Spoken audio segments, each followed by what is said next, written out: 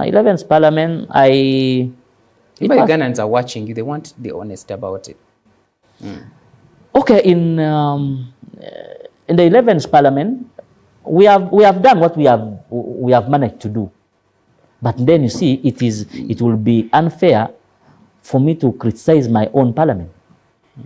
But what I want to tell you is that 12th Parliament. When you take an oath, you take an oath to serve Ugandans.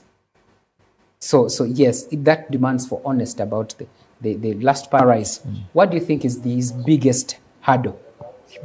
I don't even see, because Obos is there to listen to everybody. He even mentioned out. He said he's not going to be there for only those who say, you see, we fought for you. It's going to be there for everybody. Politics divides people. If the Ugandans that are watching you tonight, what message are you leaving for them? Politics shouldn't divide us. Okay. Thank you very much, Honorable Fadil, for making time to speak to us this evening. Thank you. Okay. Wow. Well, those are words of the PLU Secretary General. And you've heard the call is on the president to be the icon of transition. My name is Dalton Kawesa. Good night.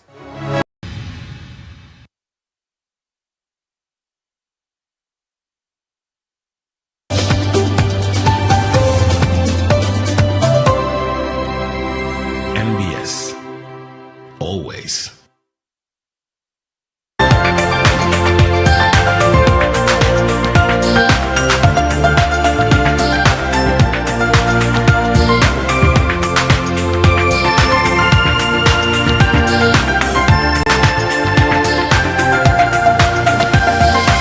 Live at 1.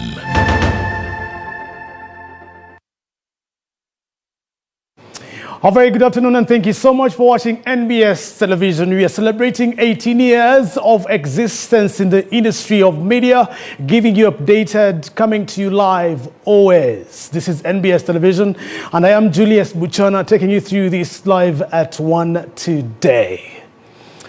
Parliament of Uganda has launched a mental health awareness campaign to sensitize members of Parliament and the public on the importance of mental well-being. The initiative comes amidst concerns over growing burden of mental health conditions, with an estimated 14 million Ugandans reported to be experiencing mental health challenges. We now join Namayo from Parliament to bring us up to speed of this very development.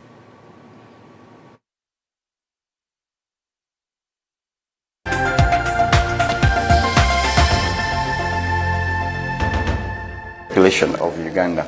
The problem is 14 million Ugandans being affected. That articulates to 23% of the entire population. These people are mentally ill and will never get cured. They are supposed to be catered for by the government and their relatives. Parliament of Uganda today comes out to address this issue under a theme of we have done enough policies and we want to implement the policies that we've made. We have good policies out there. In 2018, we came up with the Mental Health Act. In 2012, the Mental Health Policy. We have the Narcotics Act that is out there also, but they are not being implemented. Why are they not being implemented? This is how I show you.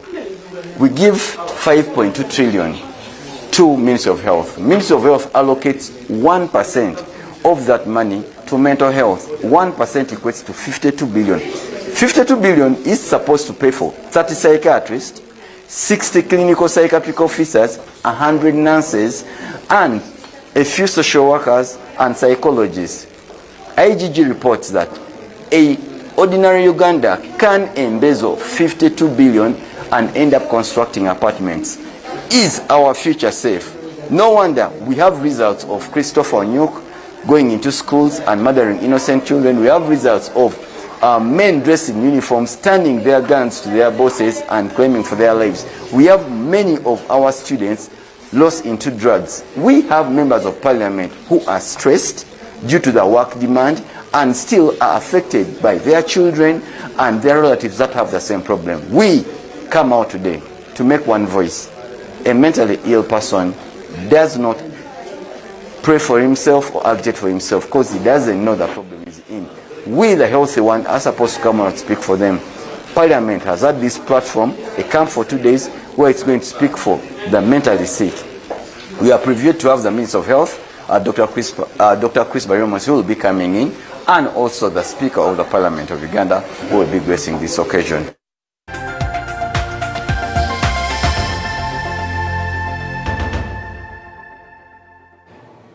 Crossing over to Plot 13 on Chadondo Road, the NRM Electoral Commission chairperson has announced plans to spend nearly 5 billion shillings to prepare for the upcoming nomination of candidates for the upcoming LC1 and Women Council elections scheduled for the latter of this month. Now, the party is also mobilizing members to participate in the village barazas on the July 10th across 72,000 villages as voter register updates continue ahead of the polls. We're now joined by Ramson Muheirwe at the NRM Electoral Commission.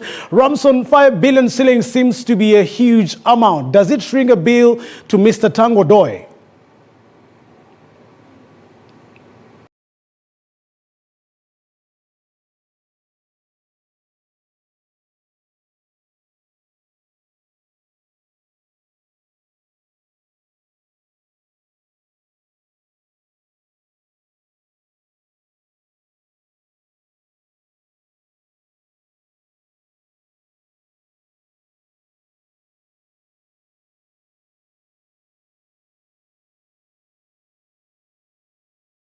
Where they're going to be rallying members of the party to gather and make sure that one, they ensure the women leadership is in place ahead of the women elections on 23rd, but also the village council elections leadership rather in place also. That is the strictly speaking to NRM party. The people that were voted in these positions are there. Where they are not there, for whatever reason, either some people left, some have lost interest, or some exited NRM to join other political parties, there will be elections. The activities that you see behind me here, these are some of the people that have been packing the election materials that are going to be dispatched to 72,000 villages across the country. Election materials like pens, like reams of papers, like rings that are going to be cordoning off the election area and make sure that only those that are allowed in do participate. But of course, they also did indicate that the funds will be used to, finance operations that will be conducted across the country in terms of allowances to registrars at the village, registrars at the parish, also the sub-county, also the district, facilitating commissioners in terms of fuel to go and make sure that they supervise the exercise. So yes, that money, is scheduled to be spent in those activities. And as per the Electoral Commission officials, surely the money is less in terms of what activities they are going to be looking at. But of course, all of this is meant to make sure that the party gets ready and set for the elections that are forthcoming. First women elections or national elections that are going to be held on 23rd, and of course the LC1 general elections that are going to be held on 28th of July. The party believes that there will be a holding of barazas on 10th, and of course make sure that, like I had said, people are in place, are in position to make sure that everyone that is expected to hold a party ticket is there. Places that have no people or where individuals have lost interest, the barazas will be conducted to make sure that those places have flag bearers. Later on, the flag bearers that will be approved on 10th will have to be endorsed, before they are sent to the National Electoral Commission. Of course, the endorsement will be done in conjunction with the party secretariat led by the Secretary General, Dr. Tang, or rather Richard Todong, who will, of course, guide on how the endorsements will be conducted. Of course, those are some of the details on this, but of course later in our subsequent bulletins we should be able to give you further details on how the exercise and the commission are set to roll out. Of course, like you can see, these materials already, dispatch has already been done. I want to come back to you, Julius, at the Political Command Center. The details of these stories can be captured in our subsequent bulletins, Amasengeji 7 p.m. and live at 9 p.m. Julius, I come back to you at the Political Command Center. Thank you so much, Ramson, right there. And I know that the NRM should be gearing for most of these positions to be taken back to their party. Uganda's electricity sector has expanded significantly, with installed generation capacity reaching about 2,098 megawatts and national electricity excess rising up to 62%.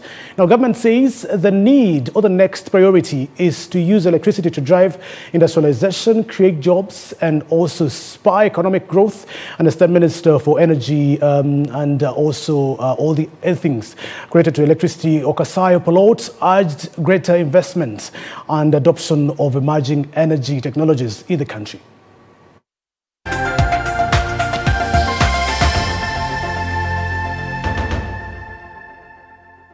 The expo is taking place from 9th to 11th July 2026 at the UMA Multipurpose Hall in Nakawa. Organized under the theme, Scaling Energy 10 Times, Technology Sustainability and Global Inputs, the 4th Power and Elect International Expo and Forum 2026 will bring together government leaders, policymakers, investors, technology innovators, manufacturers, developing partners, and energy experts to accelerate the country's transition towards a modern, technology-driven, and sustainable energy sector. This event comes at a defining moment in our country's development agenda, in line with our Vision 2040, the 4th National Development Plan, and the national ambition of achieving a tenfold economic growth by 2024. Uganda electricity sector has recorded significant progress over years.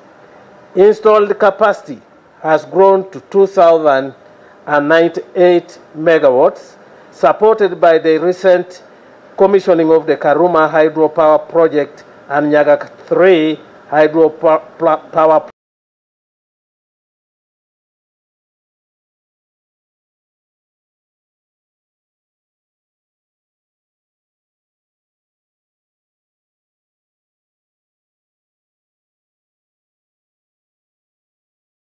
more than 2.75 million electricity connections all over the country.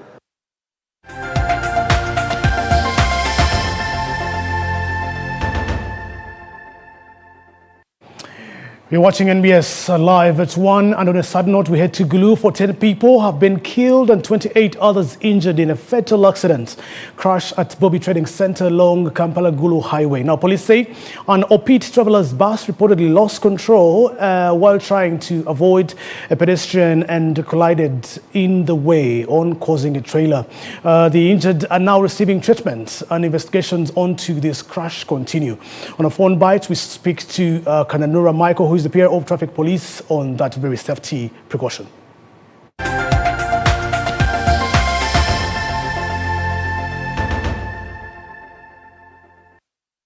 A fatal road crash occurred yesterday on the 7th of July 2026 at around 9:34 p.m. at Bobby Trading Center along Kampala-Gulu Highway. The crash involved motor vehicle UBE 110H, an Isuzu bus belonging to Opit Travelers Company, and motor vehicle KBS 564D/ZE 7948, a Mercedes-Benz Actros trailer. Preliminary reports indicate that the driver of the bus, who was allegedly speeding, attempted to avoid a pedestrian crossing the road, lost control of the vehicle, and collided head-on with the oncoming trailer. 14 people have been confirmed dead, while 28 others sustained injuries. The injured victims have been rushed to various medical facilities for treatment.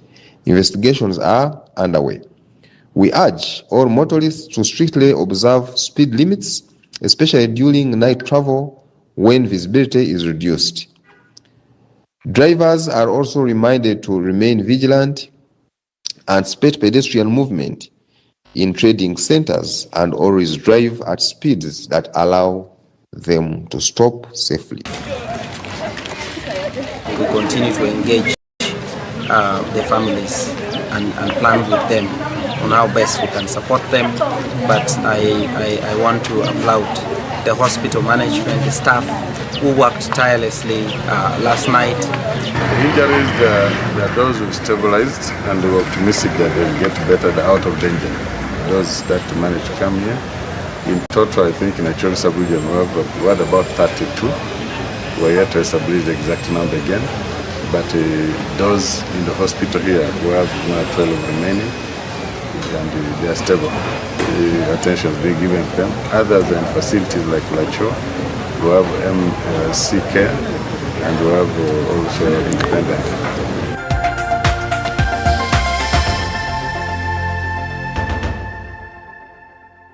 May the souls of the departed rest in peace, and we continue to caution people driving to be extremely cautious while driving on the road. The Electoral Commission in Ntungamo district has raised concern over eligible voters' registrations from their workplaces instead of their places of residence during the ongoing local council elections voter registration exercise. Now, the exercise, covering over 1,033 villages, rises until July 10th and is also progressing smoothly. We are now joined by Bridget Nsimenta from Ntungamo. Bridget, nice to have you. My first time to hear from you from Ntungamo. Give us up to speed and also give us an update what this very suggestion means to the people in Ntungamo. Much thanks, Julius, and a good afternoon to all our viewers. Yes, in Ntungamo, at different stations, that is at the different villages, talking of 1,033 villages. This voter registration is ongoing ahead of the local council elections. And with me on set is Baguma Honest, and he is the returning officer for this particular district, that is the Electoral Commission, and he will be taking us through what exactly is on ground. We see the EC is also bringing out concerns, including the voter residence versus the workplace challenge. Eligible voters attempting to register from places where they work from rather than where they reside. What is about that, and how is it a challenge? Maybe before we go there, we started this exercise on Monday the 16th, and we are going up to 10th, which is Friday. We're registering all willing Ugandans within the villages. We are registering people who are 18 years and above. We are registering Ugandans to participate in the election. And this exercise is by residence. So the people that will contest, they'll contest according to where they are staying, where they are residing. And the people that will vote for them will also vote for them where they are residing. So it is basically the issue of residence versus workplace. Now, in town areas like maybe our municipality here, where we have people that spend 99% of their time in the towns, but later on in the evening they reside in another village. So there is that friction between that, but we stick with what the law says, and the law says we should go by residence. So they should contest where they are residing, but even the people that will vote for them, they will vote for them in the villages where they reside. Okay. However much we see people gathered at different stations for registration, at times you see that there is tension erupting at that particular spot, and you hear people say that this person is not particularly from this cell where they are registering. How do you address such issues? At the moment, when these willing residents come to register, we receive them, and we have them registered in the book, which is the village register book. But also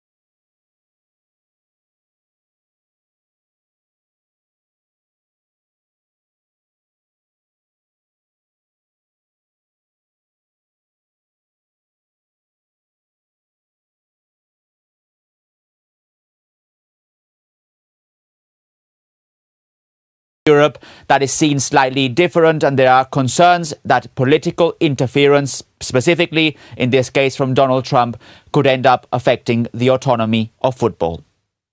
Thomas, let me take you up to this question. How much does Donald Trump's intervention say about politics entering into the World Cup? Right now that the United States is the hosting country, what does it say? It says a lot, in fact, because obviously, and you may know that we've spoken about this in the program before, the US and especially European countries do not see eye to eye on a wide variety of reasons. So from a European perspective, the fact that now Donald Trump has apparently influenced that decision, although again FIFA says that it was taken independently, has for many Europeans brought again this idea that Donald Trump does not necessarily follow the same kind of rules that people in other countries around the world follow. But if you look at the statements very carefully that we've seen from different European officials, from different European also football personalities, they're not focusing specifically on Donald Trump. They say that political interference, whether it comes from Donald Trump or from other politicians, should not be part of football. And that's the main concern here. It's about the fact that decisions that are taken on the pitch, so the red card for Balogun, should not be then changed after political interference from one side or the other. So while Donald Trump does play a role indirectly in this case, the people that we're hearing from and the political statements that we're seeing have stressed that it's above all about this political interference, irrespective of who that political interference comes from. Thomas, look, I just want us to understand this. Could this become a precedent for major upcoming tournaments where football decisions are put under political negotiations? Could this be a precedent for the future tournaments? Well, that's what people are fearing, that it could set a precedent, that basically now any decision that is taken on the pitch could then be reviewed and changed. So if a team or if a national country decides or feels that that the decision is going against them, that a red card or a goal or an offside is going against them, that they could then appeal for it, that it could have any kind of political interference, and then that the decision could be reversed. That's a fear that we're seeing also, not only, by the way, from a political side, but also among social media users, saying that now anything is up to be discussed. But that's why there are also plans from UEFA, from other organizations, to make sure that this does not become a precedent. And that's why UEFA very clearly says that from their perspective, this is a red line, that this is unjustifiable, and that UEFA will not follow the same kind of rules that we've seen just now. So while there are concerns that it could set a precedent, there is an interest that this does not become a precedent and stays rather as one element within this World Cup, but does not spread to other sporting events worldwide. Yes, Thomas, we appreciate you, and greetings to our colleagues at DW. Thank you so very much. NBS Live at 1 takes a very short break and do return shortly.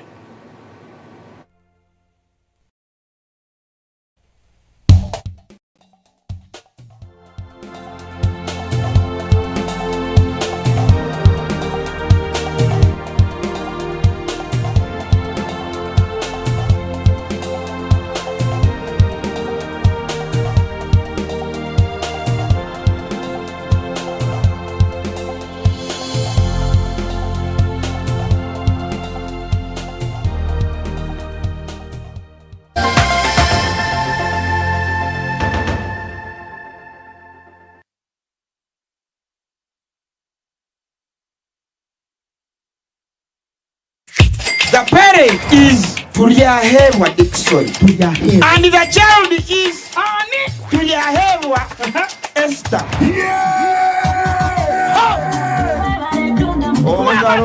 Kambera gwete kwa mchisha ishe watu yahewa Esther wahangura school fees ngene na hateja shana amashemero magonka MTN momo eberewo mbeni nyegasta igana kaga ni 5 sta munana 0 hash kushashuro mwana school fees tokoma nyo muchisheri zagwisha wanje ninga nchaka ngwasa kuzo wawe mwebare munonga.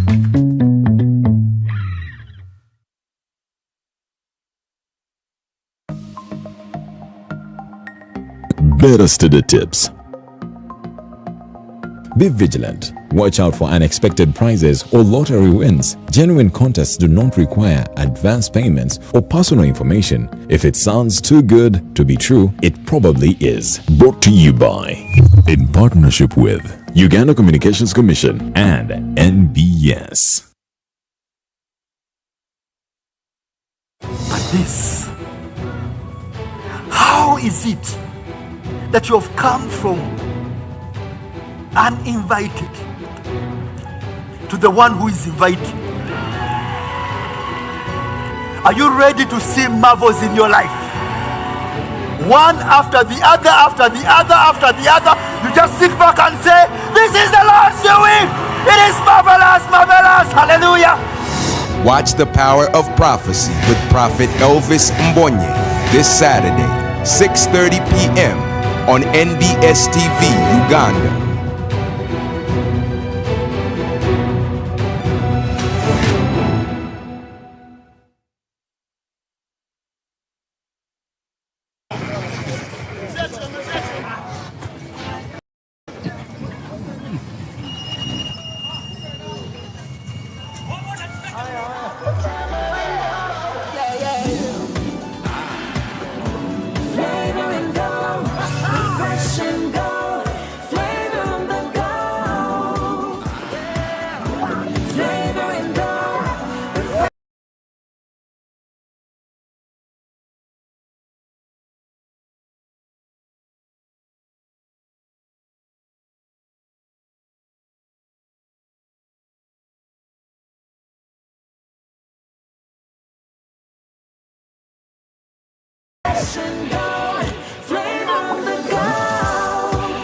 Go for flavor Muka Chupa. Test our refreshing juicy flavors in our 250 ml and 400 ml packs. Splash Kachupa. Flavor Muka Chupa.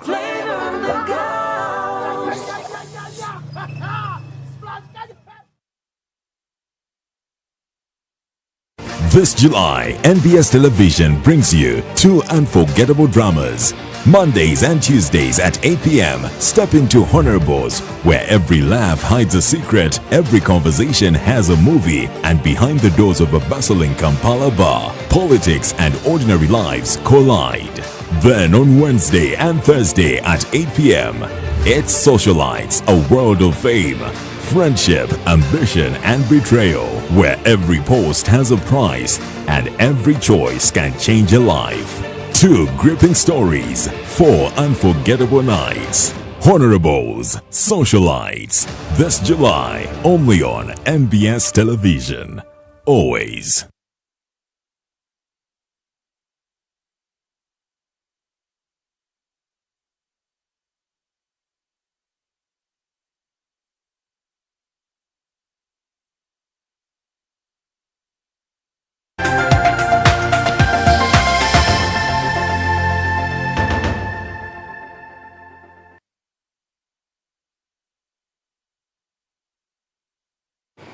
Thank you so much for watching NBS Live at 1. I am Julius Buchana.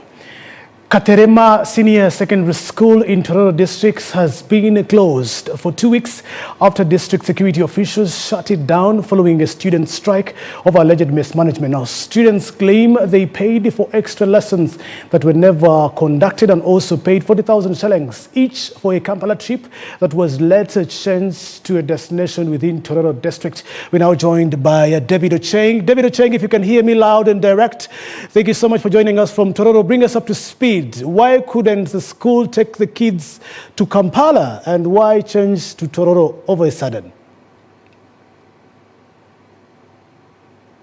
And of course, we are coming to you live from Tororo, and we are speaking about the strike that has just happened. Of course,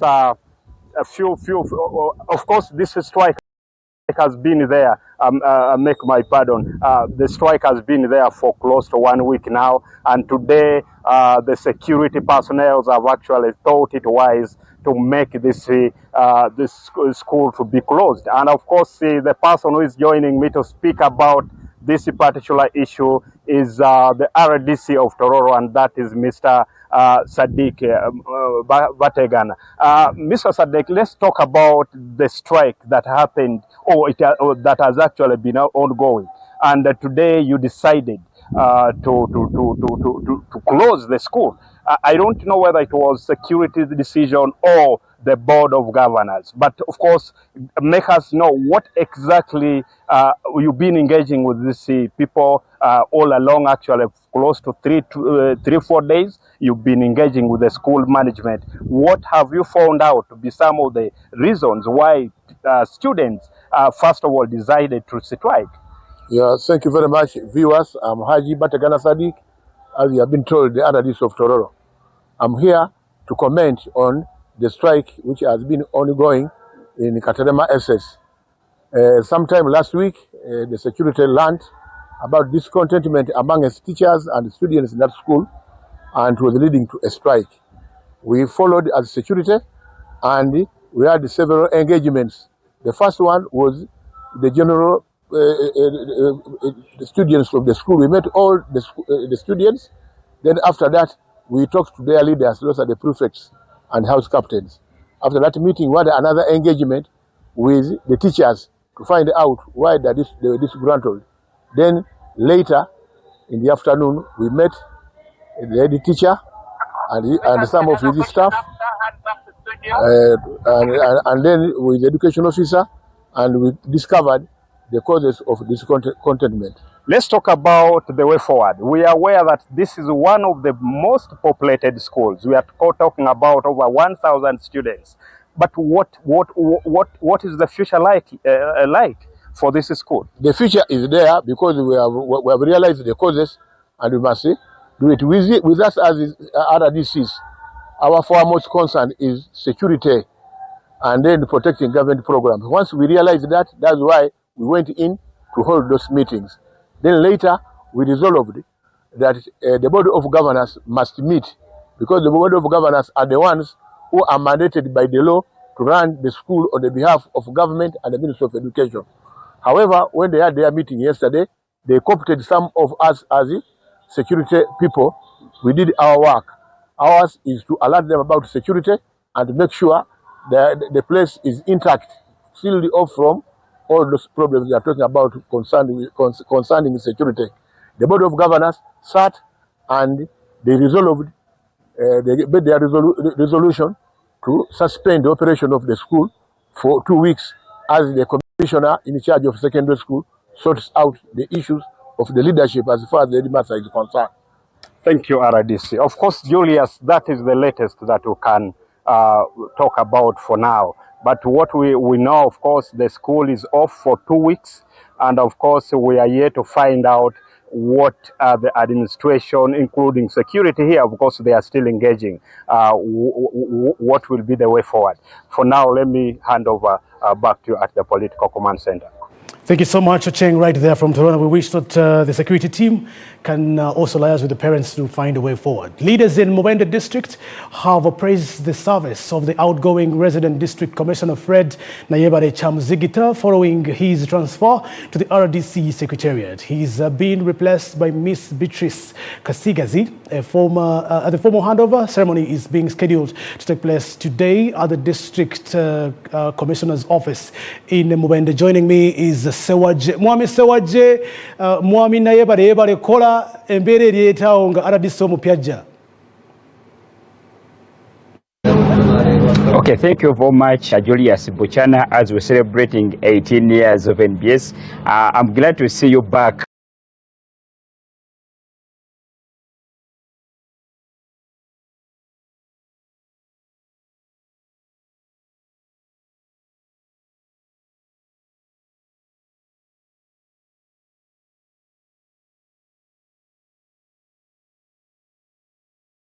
We are glad to have you here on NBS. We would like to know, why are you here and what are those successes you will be remembering about Mr. Fred Chamzigita? Thank you so very much, Mr. Fred Sewaje, our news reporter, and the NBS at large. I'm Joseph Agawa, the Mayor Youth Council in Mubende District. As of today and as of current now, we are very happy that we are going to go in the handover ceremony of our RDC, that is Fred Chamzigita and Mrs. Kasigazi Beatrice. Firstly, me as Agawa, I want to first appreciate Mr. Fred Chamzigita because we received him by the time when we are going in for elections. I think you remember very well. We want to thank him that we as NRM members and NRM party in Mbende district, during his time, we performed very well. When you look at the percentage of the president in Mbende district, we scored very well because we were in 72%. And according to that percentage, and that was his effort plus with the NRM members. When you look at the councillors and you look at other positions, the members of parliament, you still have 5 MPs and we won 4 of them. Thank you very much. Thank you very much. Let us have Mr. Gahanga. We've been seeing Mr. Chamuzigita engaging in land disputes whereby he has been resolving several land disputes. What are your message to the viewers? Thanks very much, NBS, for giving us this opportunity to usher in our gratefulness to Afande Chamuzigita Fred for his great work he has done.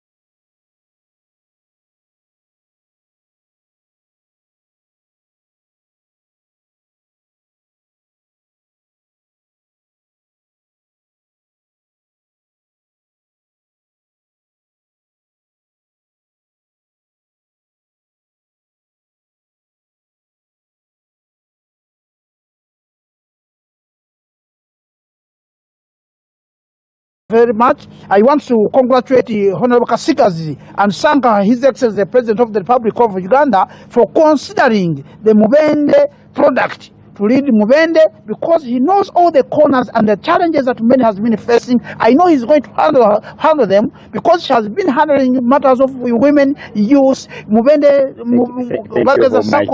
With more Julius Bochana and our viewers in our subsequent bulletins. But Mr. Chamuzigita, we shall remember him because recently he engaged in conflicts between, he resolved the conflicts between the district leadership and municipality leadership over the implementation of trade order in Mubende municipality. And with more from that, we shall be bringing you more in our subsequent bulletins. That's Masengeje and live at 9. Allow me to get back to you at the Political Command Center, Julius. Thank you so much, Fred Sewaje, right there, and we wish all the best to Mr. Fred Nayebare.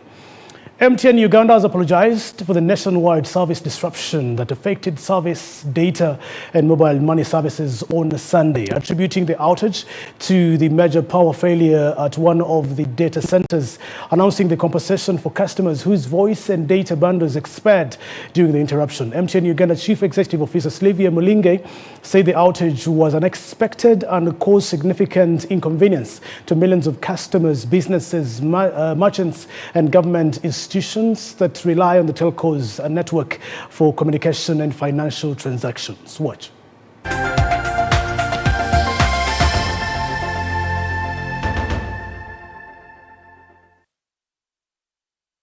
Addressing journalists over the weekend disruption to the telecommunications network across the country, MTN Uganda Chief Executive Officer Sylvia Mulinge said engineers restored all affected services by Sunday afternoon after recovering systems impacted by the power outage. She reassured customers that although services were interrupted, customer information and mobile money balances remained secure. The bigger commitment is just the work that we are doing to ensure that we don't get into such similar situation again. I do recognize that many were inconvenienced. I mean, I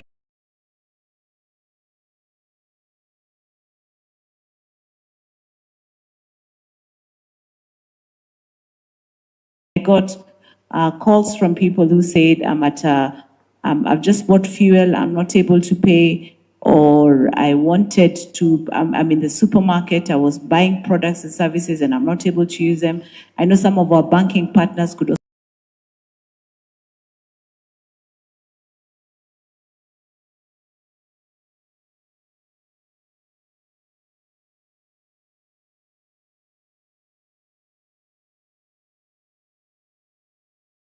voice and data bundles expired because they were not able to use them during the outage. MTN Mobile Money Managing Director Fred Lubega said the outage temporarily affected customers' ability to complete financial transactions,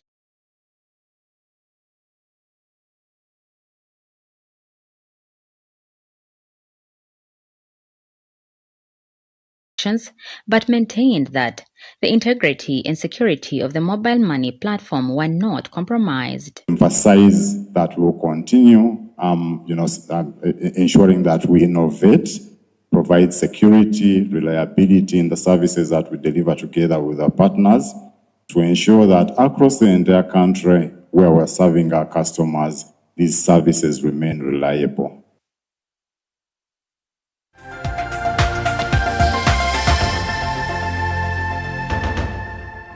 That is what leadership is all about, and thank you so much, the CEO of MTN, Sylvia Mulinga, right there.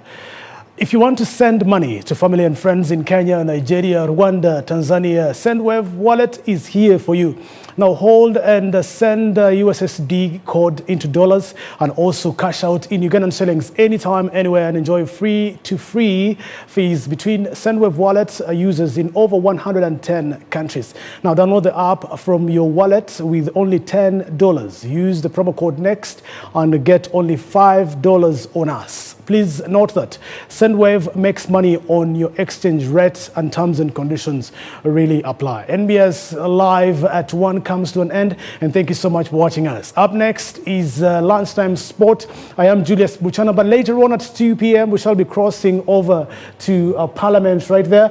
Or at Parliament right there, we shall be having the plenary. As you see, members of Parliament already seated waiting for the Speaker and all the front bench ministers and members of Parliament right there. I am Julius Buchana. We want to wish you a very good afternoon. NBS at 18. I'll be coming back tomorrow, same time, same place. God bless.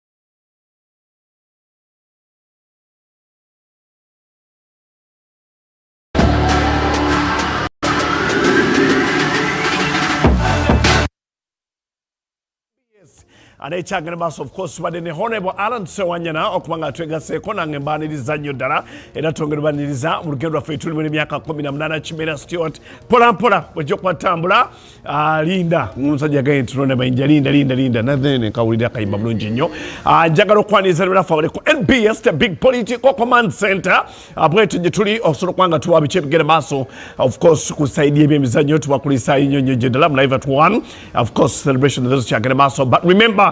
Wakitinga tukiramaso kwa tuwategeza, it's the last day nga tuogere na kusika day tonyo dala nga tuogere ku the big MTN next Uganda Cranes jersey. So it might be you, it might be me, but of course kweso kusaburo twala kuleka muntu wabweru. So submit as early as possible, or submit it, or is it design yo, sketch yo, or is it come kwabageno kwangura obakadata na tujabara ga screen yao engage soro kwanto gobera maybe $10 soro kwanga bichimu kwa sabulunji nyo dala. So MTN is giving back to the community. MTN kuwade kulata community bako chiyekolera. The jersey belongs to Ugandans. You're not jolly from Eastern, Central, Southern, Northern. So it's in your hands to drop that jersey about that design, cutters of MTN and Fufa. Let me see what we have. Design you about Bamanya. Ali yafe agitadde mu mugongo ne ngamba kati atendo design bana yate ngali the Uganda Cranes yagitadde mu mugongo anti bagamba art sayina nyo bintu byangundi kiri awo nedda bana yatemugiteeka mu mugongo naye nga muyiye okuyiya free of fire tulage waka Nosolaba kano kebagamba logo ono naye gwe tewetawanya genda ku social media handles za MTN zonna we ziri ojja kugenda scrolling olabe kwa bainako ebintu bingi nnyo ebirala but for you go purposely for the Uganda Cranes jersey ne bwoteekamu #mycranesjersey kajja kutuuka kati wano wasooka logo oni awali potaawo woteekemu design nyingi muddeyo muteekemu ku mbugo zaffe ze twayambalanga muteekemu ku mwanyi muteekemu buli kimu anaasinga $5,000,000 oyina akayimba kamayinja koyimbye nzijukiza waliwo ebigambo mukulu Ivan komyawo kamera wano just statement mu so it's www. Okay, waliwo atandika towanika ng'ofunye ebizibu oba kitegedde then waliwo wagamba abajaganya nga wenna bbira nzibulukuse mukama yeebale obeerawo n'okola omuntu ebintu bwadda bwati waggulu ng'otandika gamba what is this but anyway nsi bwetyo akakayimba linda siri special w'amayinja siri ki naye I loved the song. I went through a heartbreaking situation. When I came back up, nobody can catch me. Nobody can catch you, but at Emini Pasha, we can catch you. At Emini Pasha, it's a place to be. Guagana Maso Kwangwa, or Numina the World Cup Fiesta, Mumpaka, Zensio Naso, Emini Pasha to Gamba. From the cocktails, friends, family, Mujim Surokwa Twitter, Fernanda Casero, or Surokwa the World Cup, a reservation, but called them time a single when the bucket deals of Torum Sambu, again, the champions bucket in Toro Kumi, again, the cocktail specials, no just Emily Pasha, so no Surokwa when you mean the World Cup. I took a World Cup is here, and already confirmed way to many Bani, Amagana quarterfinals, team is in Kwezo, and of course, Charlie Africa will well represented wadenga minister kusinza kagende baso kwa gata mlako Twitter yaga ya Morocco tele ku Africa yokulwa nenga matufu bagali fake minister asobola okubera reckless like that I doubt Emini Pasha je tulira sente je omerazi cocktail specials za mitwalo ebiri atenga the champions bucket mitwalo 10 nga mulimu enane munywa ebia zizo kweziri mukaga musobola okubera mukaga buli munanywa anywe emwe oba babiri basatu buli omu nanywa satu oba babiri buli omu nanywa mumanyezi mala then waliwo je bayise match the bucket deals aho ngoli bano pizza bucket nejja nojja ko you can imagine ngolaba omupira gwo onyuma wagira Egypt bwoti nolya Emini Pasha ne woba ofunye obuzibu nga abasajja bakoze comeback osirika busirisi because they have the best. It is cozy, it is lovely, the ambience, the mood byonna birungi ddala, and the place to go is Emini Pasha Nakasero sobola okubanga onyumirwa World Cup. Yeah, for now kids oluvanyuma endorsement zesodo kwatukoze tujenebira bingi nnyo bigenda maaso nadamu sikebe mizannyo of course World Cup akoto wansuwa guche tusuubira namone mannya gagende maaso wano the Big Hams Cup nga tumanye bulungi nnyo the Big Hams Cup nnyo ddala people abantu balwanira obukadde 10 anagenda okenda nabo, but of course many fixed the story draw ne fights, corporate fights story nnyo ddala. But for now let's take a short break. When we come back tujja kwatandikira it's the big flexible lifetime sports wano ku NBS Sport as we continue to champion Uganda sport.